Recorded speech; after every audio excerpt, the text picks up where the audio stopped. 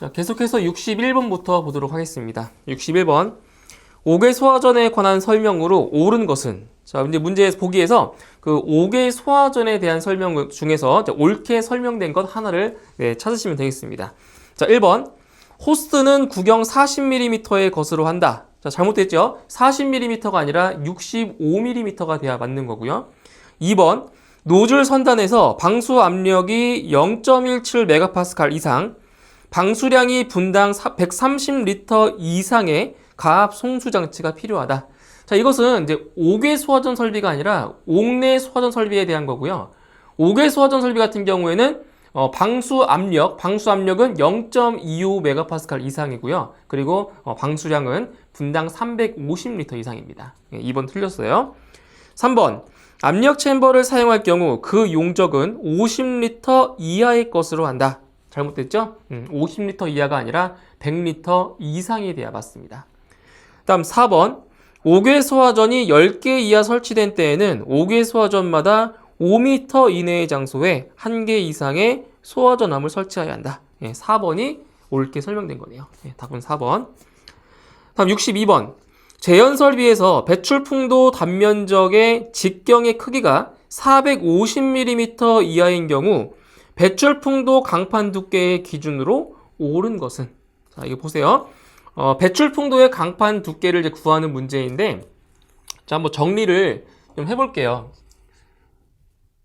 자, 62번. 자, 어떤 것에 따라서 강판 두께가 결정이 되냐? 그 배출풍도의 가장 긴 변 또는 직경의 크기, 직경의 길이에 따라서 강판 두께가 결정이 되는 거예요. 그래서 보시면 첫 번째 기준이 450mm 이하인 경우죠.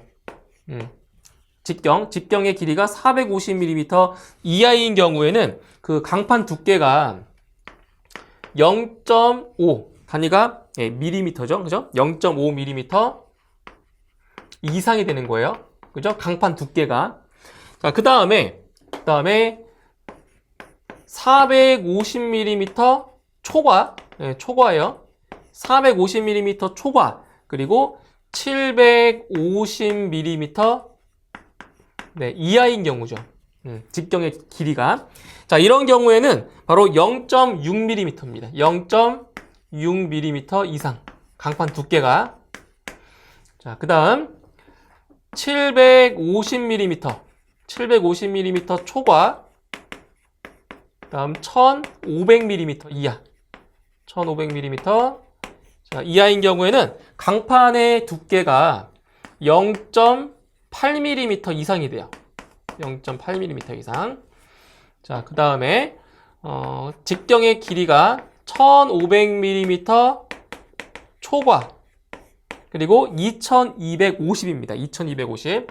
2250mm 이하인 경우에는 강판 두께가 1.0mm 이상입니다. 1mm 이상. 그죠? 그 다음 이제 마지막으로 2250mm를 초과하는 경우에는 강판 두께가 1.2mm 이상입니다. 이거를 암기를 해 두셔야 돼요. 그죠? 그런데 이제 문제에서는 그 배출풍도 단면적의 직경의 크기가 길이가 450mm 이하라고 했잖아요. 그죠? 그러니까 강판 두께는 0.5mm 이상이 되는 겁니다. 답은 1번. 다음 63번. 대형 소화기로 인정되는 소화 능력 단위의 적합한 기준은? 소화 능력 단위를 물어봤어요. 그래서 대형 소화기 같은 경우에는 이 A급 화재와 B급 화재로 구분할 수가 있어요. 그래서 요 A급 같은 경우에는 소화 능력 단위가 10단위, 그죠? 10단위 이상이 되는 거고요. 그다음 이제 B급 같은 경우에는 B급은 바로 20단위 이상이 되는 겁니다. 20단위 이상. 대형 소화기일 때. 그쵸? 대형 소화기. 그래서 답은 3번에 답이 있습니다. 다음 64번. 특정 소방 대상물별 소화기구의 능력 단위 기준 중 옳은 것은? 단, 건축물의 주요 구조부가 내화 구조이고 벽 및 반자의 실내에 면하는 부분이 불연재료, 준불연재료 또는 난연재료로 된 특정 소방 대상물인 경우라고 했습니다.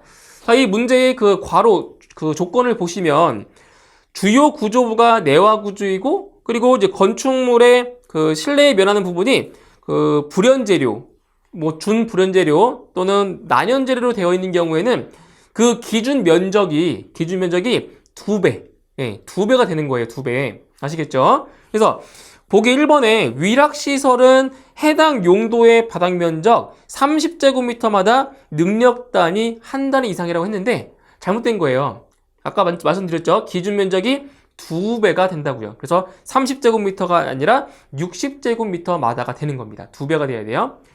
그 다음 2번에 공연장은 해당 용도의 바닥 면적 50제곱미터마다 능력 단위 한 단위 이상이다. 자, 이것도 마찬가지로 2배가 돼야 되기 때문에 50제곱미터가 아니라 100제곱미터가 돼야 맞습니다. 다음 3번. 의료시설은 해당 용도의 바닥 면적 100제곱미터마다 능력 단위 한 단위 이상이다. 자, 3번이 맞는 거죠. 원래는 기본적으로 50제곱미터마다 한 단위 이상인데 그 주요 구조부가 내화 구조인 경우에는 바로 기준 면적이 2배가 돼서 100제곱미터가 되는 겁니다. 3번이 맞고요. 4번. 노유자 시설은 해당 용도의 바닥 면적 100제곱미터마다 능력 단위 한 단위 이상이다. 틀렸죠? 예, 100제곱미터가 아니라 2배인 200제곱미터가 돼야 맞습니다. 예, 답은 3번이네요. 다음 65번. 분말 소화약제의 동일 중량을 저장하는데 저장 용기의 내용적이 가장 작게 요구되는 것은? 자, 보세요.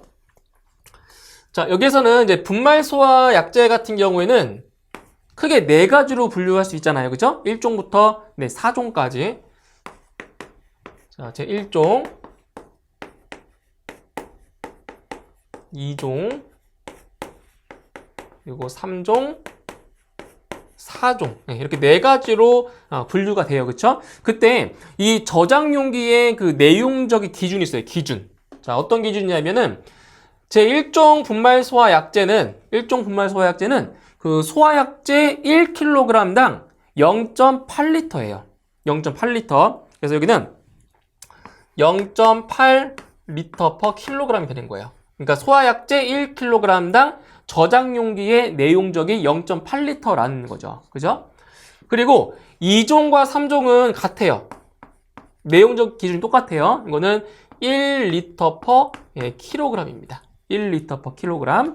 그리고 제 4종 분말 소화약제 같은 경우에는 1.25L per kg입니다. 이렇게 돼요.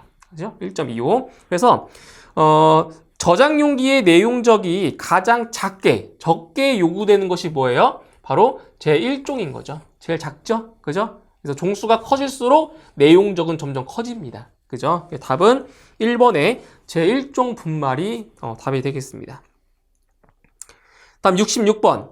호스릴 이산화탄소 소화 설비는 방호 대상물의 각 부분으로부터 하나의 호스 접결구까지의 수평거리는 최대 몇 미터 이하인가? 자, 몇 미터 이하예요? 바로 15m 이하인 거죠. 그죠? 15m 이하. 답은 2번.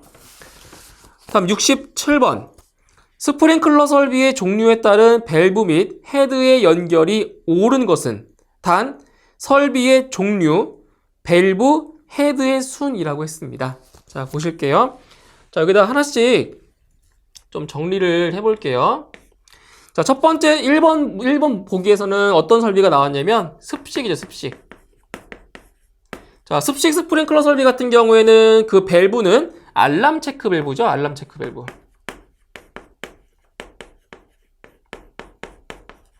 알람 체크 밸브고요. 그리고 헤드는 개방형이 아니라 헤드는 폐쇄형 헤드입니다. 폐쇄형. 그죠? 그래서 1번 보기는 틀렸어요. 스몰 렌스키 체크 밸브가 아니라 알람 체크 밸브가 돼야 돼요. 그리고 폐쇄형 헤드는 맞고요. 그죠? 1번 틀렸어요. 그 다음에 2번은 이제 건식입니다. 건식. 자, 건식. 자, 건식은 어떤 밸브냐? 바로 건식 밸브죠. 건식. 자, 건식 밸브고요. 그리고 헤드는 개방형이 아닌 폐쇄형입니다. 이것도 폐쇄형 헤드. 그래서 2번은 틀렸어요. 개방형 헤드가 아니라 네, 폐쇄형 헤드입니다. 2번 틀렸고요. 그 다음 3번은 준비 작동식입니다. 준비 작동식. 자, 밸브의 명칭은 준비 작동식이니까 준비 작동식 밸브죠, 뭐. 그죠? 준비 작동식 밸브. 프리액션 밸브죠, 이게. 그죠? 프리액션 밸브. 준비 작동식 밸브고요. 그리고 헤드는 뭐예요? 폐쇄형이죠, 폐쇄. 헤드는 자, 폐쇄형입니다. 폐쇄형. 그리고 보기 4번에 일제살수식. 일제살수식은 자, 밸브는 일제 개방 밸브죠? 일제 개방 밸브. 그리고 헤드는 자, 유일하게 개방형 헤드를 사용하는 설비가 바로 일제살수식입니다. 이것만 개방형입니다. 개방형. 개방형 헤드. 그래서 옳게 연결된 것은 바로 4번이 옳게 설명된 겁니다. 그죠? 답은 4번. 다음 68번. 전역 방출 방식 분말 소화 설비의 분사 헤드는 소화약제 저장량을 몇 초 이내에 방사할 수 있는 것으로 하여야 하는가? 자, 여기서 분말 소화 설비의 이제 분사 헤드의 그 방출 시간인데, 이거는 전역 방출 방식과 국소 방출 방식이 똑같아요. 몇 초 이내냐면 바로 30초 이내입니다. 아시겠죠? 방사 시간이 30초 이내. 답은 4번. 다음 69번. 다음 할로겐 화합물 및 불활성기체 중 기본 성분이 다른 하나는, 자, 보기 중에서 할로겐 화합물 소화약제가 있고, 그리고 불활성기체 소화약제가 있어요. 그 두 개를 이제 구분하시는 건데, 1번에 IG541, 이거는 불활성기체 소화약제죠. IG541. 그리고 2번에 HFC125, 그리고 3번에 HFC272A, 4번에 HCFC 블렌드 A. 그죠? 2, 3, 4번은 할로겐 화합물 소화약제고요. 1번에 IG541만 불활성기체 소화약제입니다. 그렇기 때문에 기본 성분이 다른 하나는 1번 IG541이 되는 거죠. 답은 1번이에요. 다음 70번. 최대 방수구역의 바닥 면적이 60제곱미터인 주차장에 물 분무 소화 설비를 설치하려고 하는 경우 수원의 최소 저수량은 몇 세제곱미터인가? 자, 보세요. 물 분무 소화 설비에서 수원의 최소 저장량을 자, 물어봤습니다. 자, 이거는 이제 계산 문제이니까 자, 그냥 볼게요. 자, 수원의 저장량은 어떤 식으로 구해주냐면, 지금 주차장이죠, 주차장. 주차장의 바닥 면적에다가 토출량을 곱해요. 토출량. 그러니까 주차장마다의 소방 대상물마다 토출량이 다 달라요, 기준이. 이 토출량에다가 이제 마지막으로 방사 시간까지 곱해주면 바로 수원의 양이 구해집니다. 그러면 주차장의 바닥 면적이 얼마냐? 60제곱미터라고 했고요. 그리고 토출량은 암기하셔야 됩니다. 주차장은 토출량이 얼마예요? 20리터죠, 20리터. 그죠? 20리터 per 제곱미터 미닛. 이렇게 되는 거예요. 그리고 방사 시간은 20분 이상이죠. 그죠? 20분. 네, 이렇게 곱해주시는 겁니다. 자, 계산을 해주시면, 네, 이 값은 24,000리터가 돼요. 24,000리터. 근데 문제에서는 단위가 리터의 단위 아니죠. 세제곱미터로 물어봤잖아요. 그죠? 세제곱미터. 그럼 여기서 1세제곱미터는 1000리터이기 때문에 1세제곱미터가 1000리터이기 때문에 여기서 공 3개를 지우면 돼요. 지워주면 24세제곱미터가 나오게 되는 겁니다. 네, 답은 4번입니다. 다음 71번. 인명구조기구 중 공기호흡기를 층마다 2개 이상 비치해야 할 특정 소방대상물의 용도 및 장소별 설치 기준 중 다음 괄호 안에 알맞은 것은? 첫 번째 볼게요. 문화 및 집회시설 중 수용인원 몇 명 이상? 수용인원 100명 이상의 영화 상영관. 그리고 지하가 중 지하 상가. 그쵸? 그래서 기억에는 100이 들어가고요. 그리고 니은에는 지하 상가가 들어가면 됩니다. 답은 4번. 72번. 제연 설비의 기준에 대한 설명으로 맞는 것은 1번 배출기에 배출축 풍도 안의 풍속은 20m/s 이상으로 한다? 틀렸죠? 20m/s 이상이 아니라 20m/s 이하가 되어야 맞습니다. 이하예요. 2번 예상 제연구역에 공기가 유입되는 순간의 풍속은 5m/s 이하가 되도록 한다. 맞죠? 네, 맞고요. 3번 배출기 흡입축 풍도 안의 풍속은 20m/s 이하로 한다. 틀렸죠? 흡입축 풍도 안에서의 풍속은 15m/s 이하입니다. 예, 틀렸고요. 4번 유입 풍도 안의 풍속은 25m/s 이하로 한다. 달리 잘못됐죠? 25가 아니라 20m/s 이하가 돼야 됩니다. 예, 그래서 맞는 것은 2번이네요. 다음 73번 제연구역으로부터 공기가 누설하는 출입문의 누설 틈새 면적을 다음 식으로 산출할 때 각 출입구의 L과 AD의 수치가 잘못된 것은, 수치가 잘못된 걸 찾는 거예요. 자, 1번에 왜 여닫이문은 L이라고 하는 거는 그 출입문의 틈새 길이를 말하는 거예요. 틈새 길이가 6.5m라고 했는데 잘못됐죠. 왜 여닫이문, 그러니까 여닫이문이 하나인 거죠. 왜 여닫이문 같은 경우는 5.6m입니다. 6.5가 아니라 5.6m가 되어 맞고요. 2번에 쌍여닫이문은 출입문의 틈새 길이가 9.2m 맞죠? 그리고 3번에 승강기 출입문의 출입문의 틈새 길이 8.0m 마찬가지 맞고요. 그리고 4번에 승강기 출입문의 AD의 값이라고 하는 거는 누설 면적입니다. 누설 면적이 0.06제곱미터 맞죠? 그래서 옳지 않은 것은 1번입니다. 왜 여닫이문의 틈새 길이는 5.6m입니다. 암기해 두셔야 돼요. 답은 1번. 다음 74번. 분말 소화 설비의 분말 탱크를 평상시 보수 점검했을 때 정상적인 상태로 되어 있지 않은 것은? 자, 1번. 주 개방 밸브는 닫혀 있었다. 그죠? 자, 보수 점검했을 경우니까 주 개방 밸브는 닫혀 있어야 맞는 거죠. 그쵸? 열려 있으면 소화약자가 방출되는 거예요. 그 다음 2번. 배기 밸브는 닫혀 있었다. 닫혀 있겠죠, 그죠? 네, 점검 상황이니까 닫혀 있는 거 맞고요. 3번. 클리닝 밸브는 개방되어 있었다.